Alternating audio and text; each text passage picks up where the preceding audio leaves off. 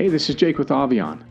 Let us talk about the Avi-on app and how to navigate within the app. Selecting the navigation icon in the top left will show you the different areas you can choose. In some of the areas in the app, the navigation icon changes to a back button. For example, when you choose Devices and enter the settings page of a device, the navigation icon is now a back button. The top right of the app is an action button.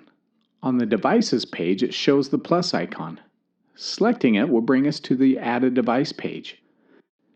Selecting the top left back button brings us back to the previous page.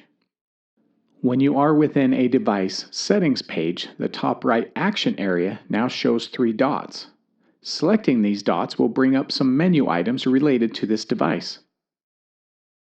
Selecting the top left area of the app multiple times will bring us back to the main navigation screen. And that's how easy it is to navigate around the app.